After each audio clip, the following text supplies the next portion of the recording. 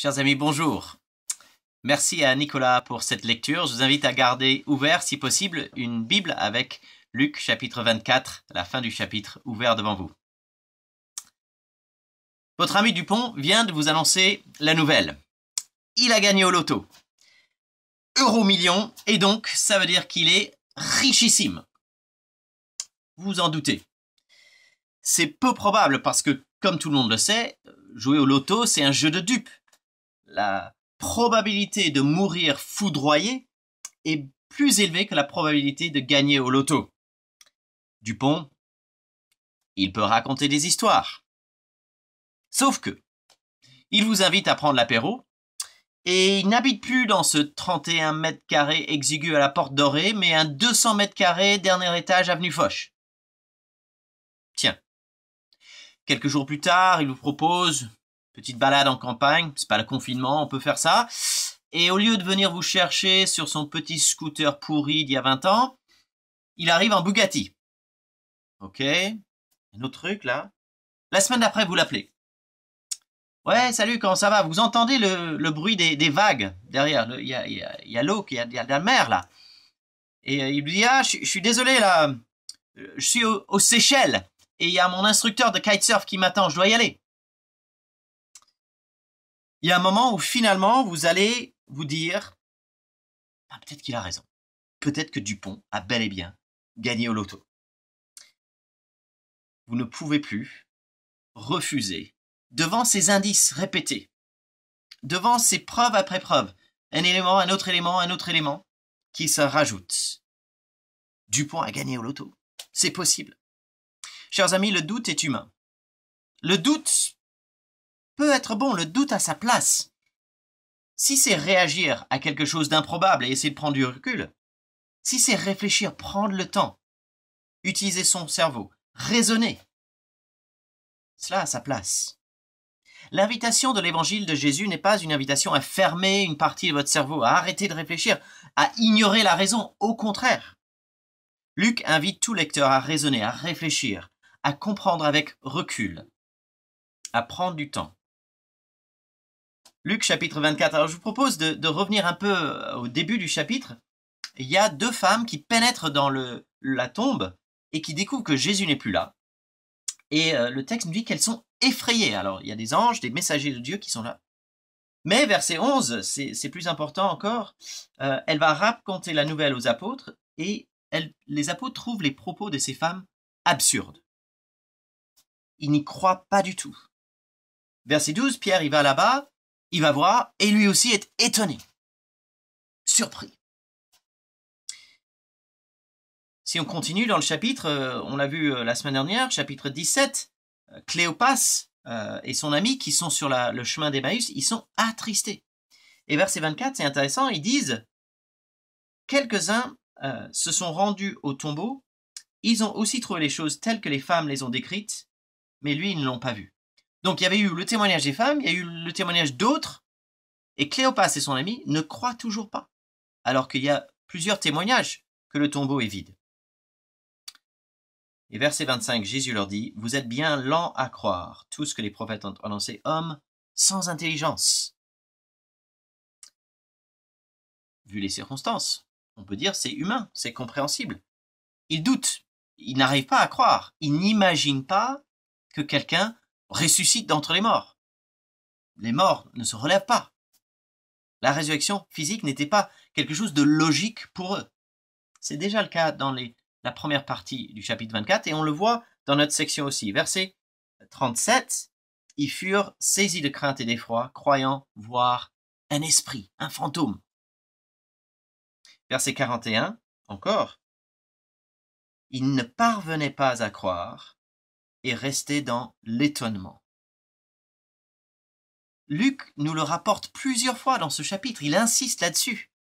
Les premiers témoins, les disciples, ceux qu'on appelle les apôtres, les envoyés, les ambassadeurs de Jésus-Christ, ils n'arrivent pas à croire leurs yeux, ils n'arrivent pas à croire le témoignage des femmes, des autres personnes.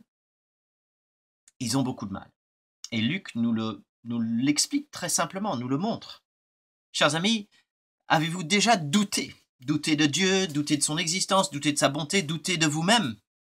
vous êtes en bonne compagnie. On voit les apôtres ici. Moi, je peux vous dire, dans ma vie, j'ai lutté avec le doute à divers moments et de diverses manières. Le doute est humain. Et je n'irai pas jusqu'à l'éloge du doute, comme certains disent, mais on ne doit pas craindre ou nier le doute. On doit saisir l'occasion du doute.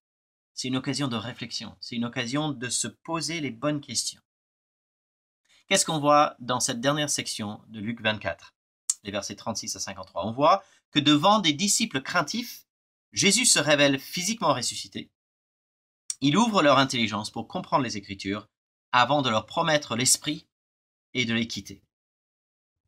Face aux doutes des apôtres il y a 2000 ans, face à nos doutes encore aujourd'hui, Jésus propose 3 réponses.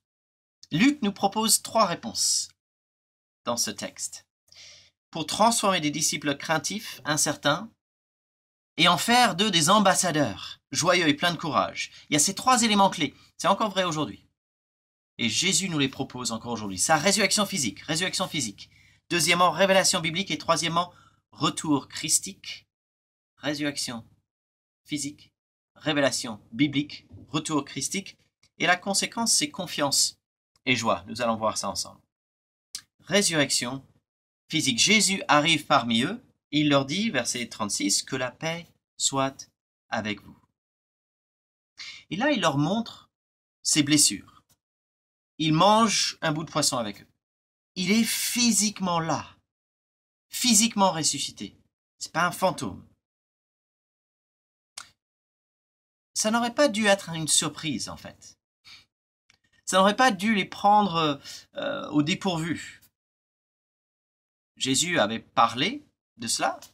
Le Dieu de la Bible est un Dieu de création. Il a créé l'univers. Donc, par principe, il peut aussi créer un nouveau monde. Il peut créer un monde qui ressemble au nôtre, mais qui est radicalement différent, qui est éternel. Un monde où la mort n'existe plus, où le mal est vaincu. Jésus est le pionnier. Il est en quelque sorte ce premier-né d'un nouveau monde. Une nouvelle existence, une nouvelle réalité. C'est difficile à croire. Les apôtres ont eu du mal. Vous avez du mal aujourd'hui? Les apôtres ont eu du mal. Mais les indices se sont accumulés. Les disciples avaient besoin de multiples indices. Il y avait les paroles de Jésus. Dans les évangiles, vous pouvez lire 3, parfois selon l'évangile 4 fois, mais dans les 3 ans de ministère, sans doute Jésus l'a dit plusieurs fois. Je vais à Jérusalem, je vais mourir, je vais ressusciter. Si Dupont vous dit « j'ai gagné au loto », on peut se poser des questions, on peut en douter. Si par la suite, Dupont montre avec des actes qu'il a maintenant des millions, alors qu'avant il ne les avait pas, il y a un moment où il faut reconnaître que ces paroles ont du sens. Verset 37 à nouveau. Donc fin du verset 36, que la paix soit avec vous. Verset 37, mais ils furent saisis de crainte et d'effroi, croyant voir un esprit. C'était pas quand Jésus débarque et dit la paix soit sur vous et tout d'un coup il déborde de paix et de joie. Non, ils sont pleins de crainte et d'effroi. Et donc Jésus prend du temps. Il leur montre ses blessures. Il mange le bout de poisson avec eux. Il prend du temps pour montrer qu'il est bel et bien physiquement ressuscité et ça change tout. Cette affirmation historique, c'est une réalité physique, c'est pas une métaphore. Quand ça dit qu'il a mangé du poisson, c'est qu'il a mangé du poisson.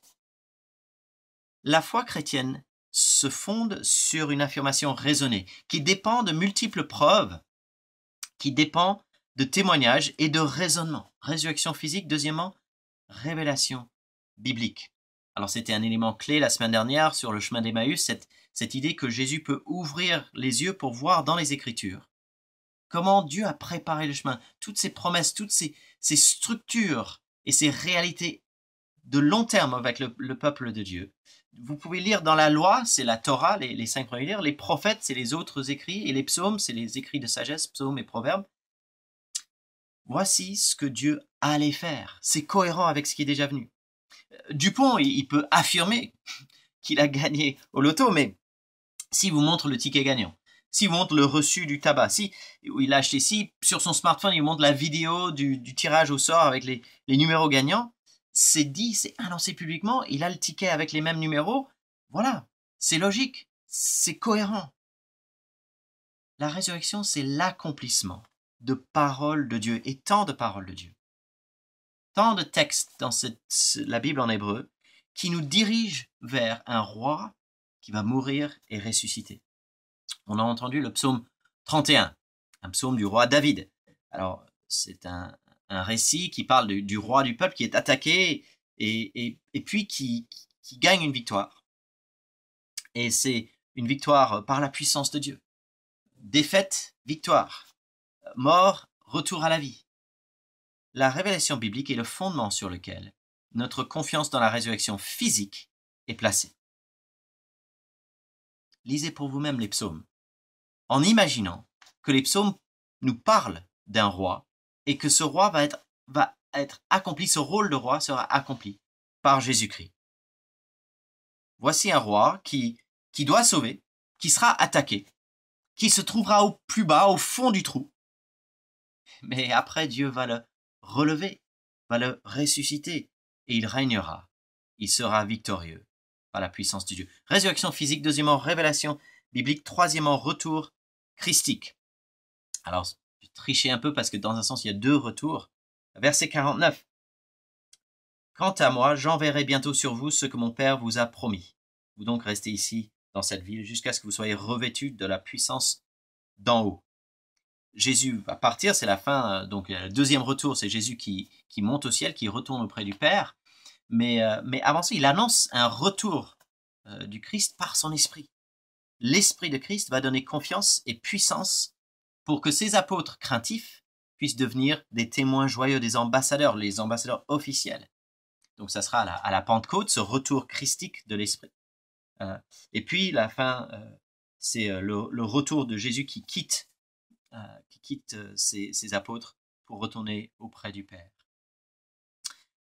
Pour les disciples, le retour le plus important, c'est le retour de Jésus par son esprit, pour les équiper, les transformer, les renouveler. Des disciples qui étaient craintifs, et ils étaient remplis de peur, à la fin ils sont joyeux, et on verra, si vous lisez la suite, que c'est des hommes qui ont bouleversé le monde, qui ont été prêts à faire des exploits. Peut-être vous l'avez remarqué quant à votre ami Dupont. Depuis qu'il est richissime, il semble plus à l'aise, plus confiant, il parle plus librement. Mais Dupont, il n'a gagné que des millions. Jésus a gagné l'éternité pour son peuple. La mort n'a plus aucune force, une vie indestructible, mieux que toutes les fortunes de la terre. Une vie au-delà de la mort, une vie éternelle, ça vaut plus que toutes les fortunes de la terre. Par l'Esprit, les disciples reçoivent une nouvelle confiance, une liberté intérieure qui leur permet de faire face à la prison, à l'exil, à la mort pour certains, sans faillir. Voici des hommes qui se sont enfuis lorsque les soldats sont arrivés pour arrêter Jésus. Après, les pires menaces des chefs politiques et religieux de leur peuple de l'époque n'ont rien fait. Que peut nous faire un homme? La prison. L'apôtre Paul l'a dit ainsi, ni la mort, ni la vie, ni les anges, ni les dominations, ni les puissances ne pourra nous arracher de l'amour de Dieu en Jésus-Christ. Le retour christique de l'Esprit confirme cette transformation. Verset 37, ils sont saisis de crainte et d'effroi, ils tremblent. Verset 53, ils louent Dieu. Verset 52, ils sont remplis de joie. Ils tremblent au début, ils louent Dieu à la fin. Résurrection physique, deuxièmement, révélation biblique, troisièmement, retour christique. Confiance et joie. Confiance et joie. Ce texte a commencé au verset 36 avec ces mots de Jésus, « Que la paix soit avec vous ». Qui n'a pas besoin de paix? Qui n'aurait pas envie de plus de paix dans leur cœur et dans notre monde? Qui n'a jamais de doute ni de crainte? Et qui ne voudrait pas remplacer doute et crainte par la paix? Chers amis, demandez à Jésus confiance et joie, paix et louange. Le doute est humain, le doute est normal, souvent la bonne réponse à une situation étonnante ou inédite. Mais quand on regarde à Jésus, sa résurrection physique, sa révélation biblique, avec l'aide de son esprit, on va goûter à sa paix, à la confiance, à certitude à la joie. Il est normal de répondre à ces choses par un cœur de louange, par des chants. C'est l'expression d'une liberté intérieure, d'un cœur en paix. Au début de son évangile, Luc s'adresse à Théophile, peut-être un ami, peut-être un personnage fictif, parce que le mot veut dire celui qui aime Dieu. Théophile, il aime Dieu. Et pour lui dire qu'il a écrit pour que Théophile ait la certitude de ses enseignements et soit bien assuré dans ce qu'il a reçu.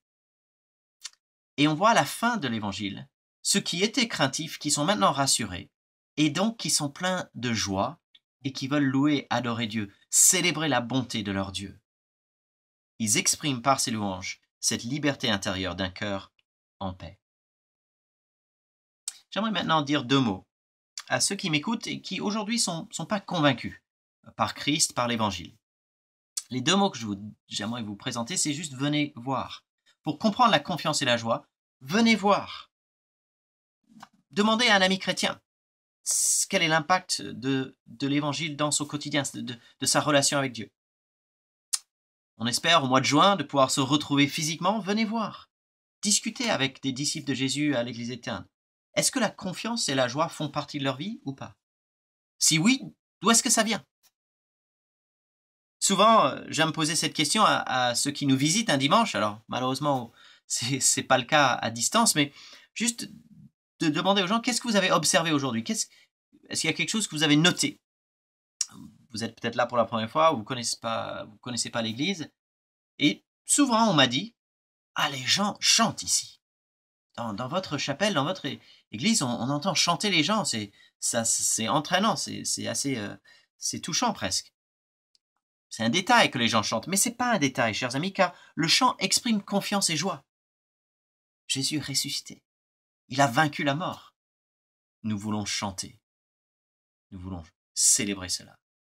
Le chant, c'est une confiance dans la résurrection physique. C'est une confiance dans la révélation biblique. C'est une confiance que l'Esprit de Jésus exprime à travers nous. Venez voir. Toute affirmation extraordinaire mérite des preuves approfondies. Venez voir. Lisez pour vous-même ces textes, Luc et les autres. Réfléchir aux preuves que Luc apporte. Et j'aimerais maintenant parler à ceux qui sont disciples du Christ. Ça nous arrive de connaître des moments où la joie et la confiance nous manquent.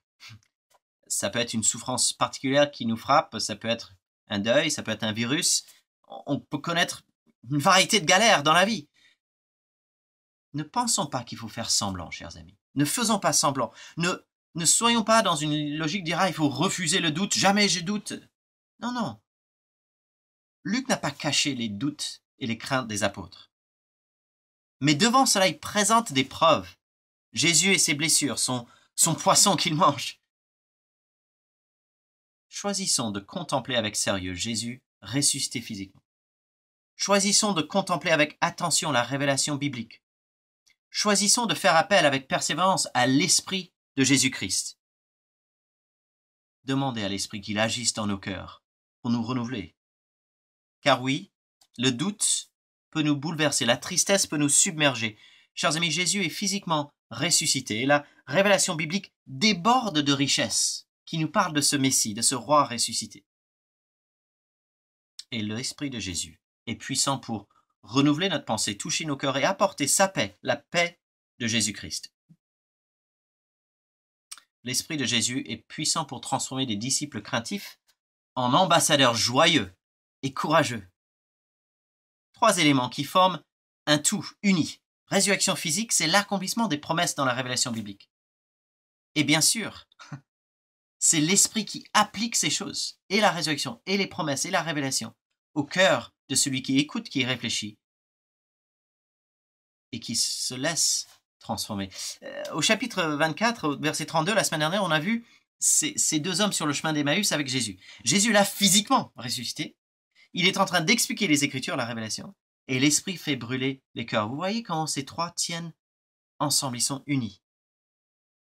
Dans Luc 24, avec la résurrection, nous avons un peu un schéma pour l'action ordinaire de Dieu.